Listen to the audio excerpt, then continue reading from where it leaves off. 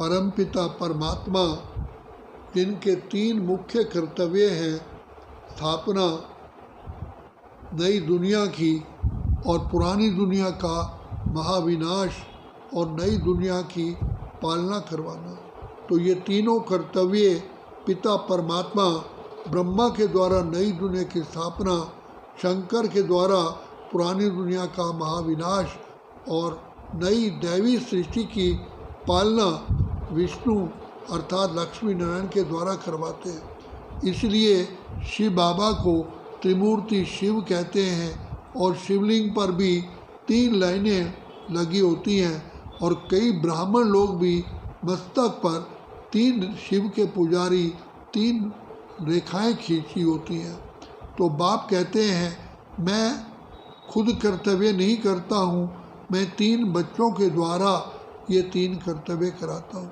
इसलिए पिता परमात्मा को त्रिमूर्ति शिव कहते हैं, त्रिदेव कहते हैं। तो बाप आकर के वर्तमान समय ब्रह्मा और हम ब्राह्मणों के द्वारा नई दैवी दुनिया की स्थापना का कार्य कर रहे हैं। तो जैसे गोवर्धन पर्वत में दिखाया है कि भगवान ने सब गोप गोपियों की उंगली लगवा करके अर्थात सबके सहयोग से गोवर्धन पर्वत को उठाया।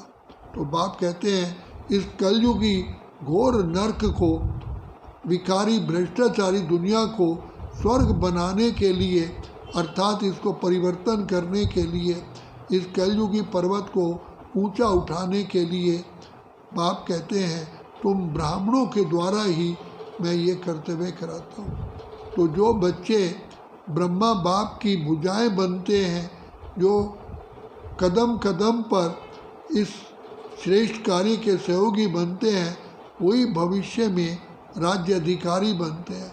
तो बाबा कहते हैं बच्चे, कर्म एक बीज है, उसका जो फल है वो हम प्राप्त करते हैं। तो बाबा आकर के श्रेष्ठ कर्म करने के लिए हमको 3 महावाक्य उच्चारण करते हैं, निराकारी, निरअहंकारी और निर्विकारी बनो। बच्चे, जितना तुम निराकारी स्थिति में टिकोगे उतना ही पिता परमात्मा के प्रिय बनोगे और पिता परमात्मा की आशीर्वाद के बाबा कहते हैं उतना ही तुम आशीर्वाद ले पाओगे। उतना ऐसे ही बाबा कहते हैं जितना निर्विकारी बनोगे स्वयं को प्रिय लगोगे और निरअहंकारी बनने से सारी प्रजा को अर्थात हर व्यक्ति को प्रिय लगोगे। तो बाप 3 महामंत्र देते हैं, निराकारी, निर्विकारी और निरअहंकारी बनो।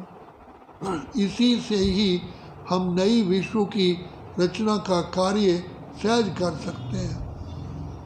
तो बाप कहते हैं जितना मुझे याद करोगे उतना ही तुम्हारे पाप भस्म होंगे। तो पिता परमात्मा की याद में टिकने के लिए बार बार हमें एक तो आत्मिक स्मृति में आए, दूसरा बहुत गहराई से सोचना है कि हमें कौन मिला है।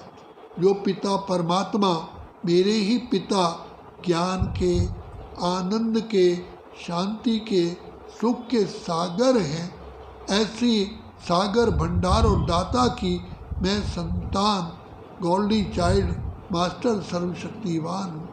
तो बाबा कहते हैं इसी नशे और खुशी में रहोगे तो आप से कोई भी पाप कर्म नहीं होगा, कोई विकर्म नहीं होगा। यही हमारे लिए एक कवच है जिसको बाप ने कहा योग ही अर्थात पिता परमात्मा ही की याद ही योग का कवच है, जिससे हम अपनी रक्षा माया 5 विकारों से कर सकते हैं। तो बाप कहते हैं ये मर्यादा की लकीर है के अंदर रहने के लिए आप पिता परमात्मा की याद में रहोगे तो सदा ही सुखी रहोगे। तो जिस प्रकार सीता माता ने लकीर पार की तब वो फकीर नहीं बनी, हे प्रभु हे राम मेरी रक्षा करो। बाबा कहते हैं जैसे ही तुम मर्यादाएं की लकीर पार करते हो ऐसे तुम फ़कीर बन जाते हो। तो इसलिए सदा मर्यादा में रहो।